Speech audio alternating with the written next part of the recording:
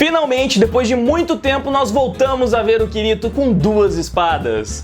Mas não foi exatamente o que a gente esperava, né? Na verdade, foi até meio triste, porque o Kirito chegou a falar que ele não conseguiria utilizar as duas espadas, então, cara, eu fui criando uma expectativa. Quando eu vi que a espada do Eugeo tava presa ainda lá no gelo, e o Kirito foi chegando perto, eu pensei, meu Deus, é agora. Ele vai pegar a espada do Eugeo e ele vai ficar com as duas. Finalmente veremos novamente o Kirito usando ali a sua Double Sword, mas pelo jeito não passou de um easter egg, porque a Alice chega até a comentar, nossa, por algum motivo combina com você, né, duas espadas. E ele fala, ah, você acha mesmo? É, só que não dá pra usar não. Fiquei triste, não vou negar que eu fiquei triste mesmo, e eu tô torcendo pra que não seja verdade, pra que o Kirito não saiba que ele tem essa capacidade. De repente estão guardando isso pra um clímax depois, quem sabe ele pode usar as duas espadas na guerra contra o território negro.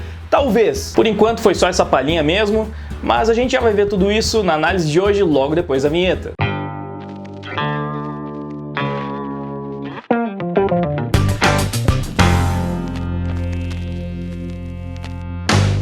Olá, eu sou o Wagner, esse é o canal Tragicômico, e antes de começar a fazer a análise do episódio, eu queria pedir para você já deixar um like e conferir os links aí embaixo na descrição do vídeo, porque isso é muito importante. Tem um link para nossa comunidade da Amino e é imprescindível que você faça parte para nos dar uma força, e também, mais importante ainda talvez, o link para o nosso Spotify, Deezer, para as plataformas de streaming de áudio com todas as músicas, todos os covers que a gente já fez aqui no canal. Inclusive tem vários covers de Sword Art Online, em breve terá a Damas também, a abertura aí da primeira parte de Alicization. E você precisa escutar pelo Spotify e derivados, porque paga muito melhor que o YouTube, essa é a verdade. Então, por favor, me dá essa força, escutar música e ajudar o seu canal favorito, um dos canais que você gosta. Olha que maravilha, ajudar escutando música, quando você vai poder fazer isso? Então, agora que eu já fiz esse apelo, vamos falar do episódio. A gente começa com um Kirito exausto, e aí nós descobrimos que ele subiu o resto do trajeto ali até o andar 95, carregando a Alice, que estava inconsciente depois de ter rompido o selo do seu olho direito. Ele conseguiu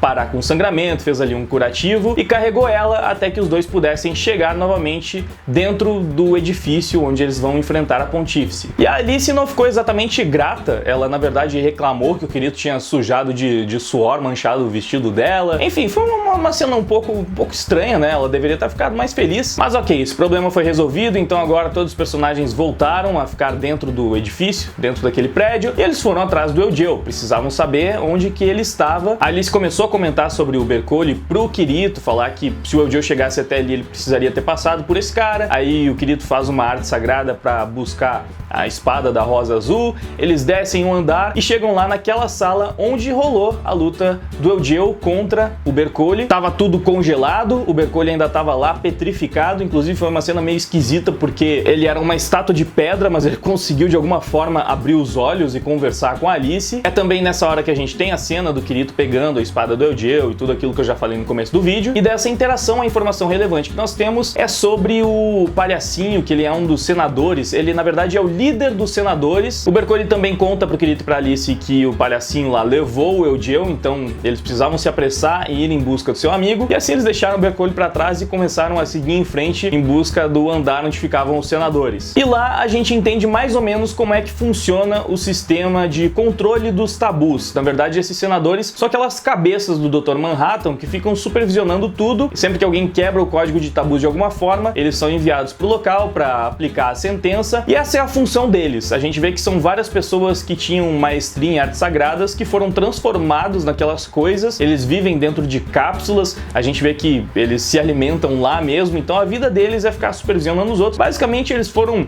zumbificados, é como se fosse isso, né? E controlados para exercer apenas aquela função. Mais uma vez a gente vê como a Pontífice é cruel para manter o seu sistema, e a Alice que está presenciando tudo isso agora de uma forma muito mais intensa e percebendo que cada vez mais tudo que o Kirito contou para ela de fato é verdade. Seguindo em frente nós temos o quarto do líder dos senadores, que é aquele que aparece na abertura, inclusive, cheio de brinquedinhos e tal. E lá dentro ele estava enlouquecido, assistindo por uma bola de cristal o momento em que o Eugeo enfiou a adaga na Quinella. Só que a Alice e o Kirito chegaram para estragar a diversão do cara, e aí ele começou a falar um monte de coisa pra Alice, assim, de uma vez só ele foi contando tudo. E eu tinha achado, tipo, poxa, mais uma vez esses diálogos super expositivos, tipo, quase que sem propósito o cara começa a contar, é verdade, a gente realmente limpou as suas memórias e te torturamos pra fazer fazer... foi interessante que teve essa revelação, né? Eu tinha brincado na última análise que podia ter rolado um Yurizinho ali na hora de fazer com que a Alice se submetesse às ordens da Quinella, mas...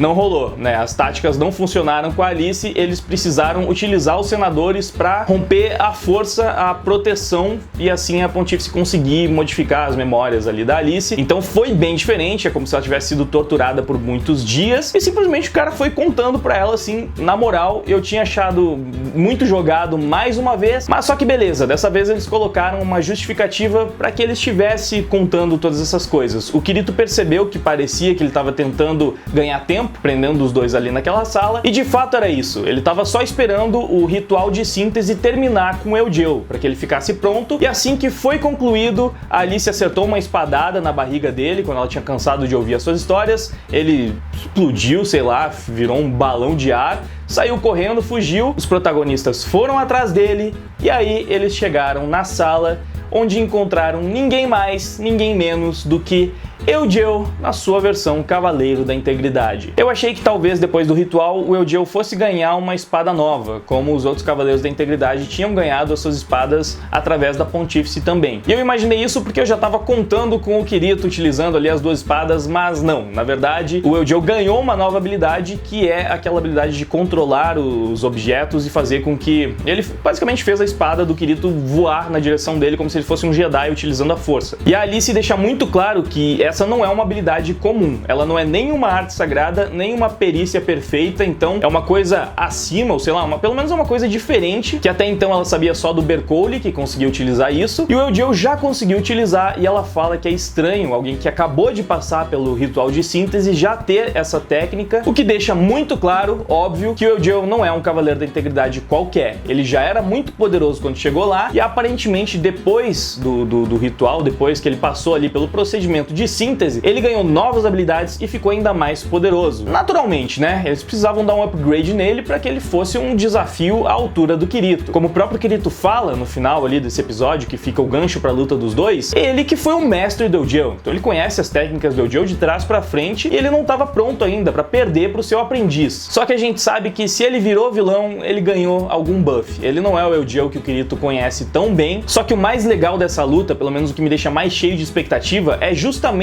porque a gente vai ver a combinação dos estilos de luta que o Kirito e o Eugeo traziam, que era praticamente só deles, os estilos de múltiplos golpes. Como eu já disse algumas vezes em outras análises, é um estilo que deixa a luta de espadas muito mais bonita do que aquele estilo de um golpe único que a maior parte dos personagens de Alicization utiliza. Então eu realmente espero que essa luta seja muito bonita, que eles estivessem guardando todos os recursos possíveis de animação para esse momento. Eu cheguei a ler alguns comentários de vocês falando que na Light Novel foi um pouco decepcionante a luta dos dois, talvez ela tenha sido meio curta, não sei. Eu só espero que, se foi decepcionante na Light Novel, que eles melhorem no anime, porque, cara, possibilidade pra fazer isso certamente eles têm. Tomara que a luta dos dois dure um episódio inteiro, que seja aquela luta cheia de movimentos mesmo, com uma animação linda que só Sword Art Online sabe como nos proporcionar. Tô hypado, não tem como negar que eu tô muito no hype. O gancho pra esse episódio, cara, foi sensacional. É incrível como eles conseguiram construir muito bem a relação do Kirito com o Eugeo. Foi um negócio legal ali, a gente conseguiu gostar do Eugeo, que é um personagem novo dessa temporada, e cada vez mais ele foi ganhando a nossa simpatia. Ele teve um grande momento de destaque na sua luta contra o Bercoli, foi o seu momento de brilhar, mostrou que ele também sabe ser protagonista, pra então transformar ele em um vilão e ter o confronto derradeiro entre os dois amigos, num negócio meio Naruto e Sasuke, mas que foi muito bem feito, foi muito bem trabalhado. Eu realmente achei muito legal como a trama do anime nos conduziu até esse momento. Acho que não tinha como ter um final de temporada, ou de primeira parte da temporada. Sempre que eu falo temporada, o pessoal fala, ah não, mas vai até o episódio 48. Sim, é que eles dividem as temporadas em duas partes, é como se fossem duas temporadas. Eu nem sei por que fazem isso. Eu praticamente encaro como duas temporadas diferentes. Mas beleza, temos a conclusão da primeira parte da temporada, que tá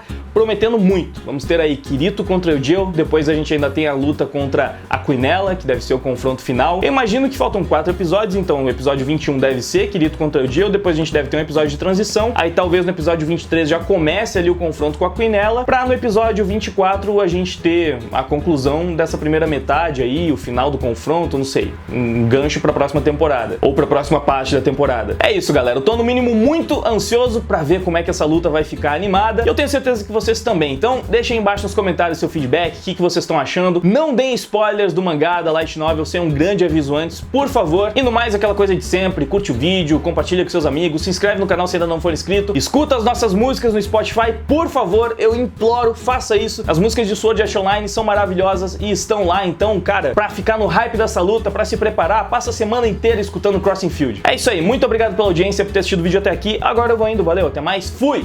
Quero sonhar sem descansar e assim poder voar, deixando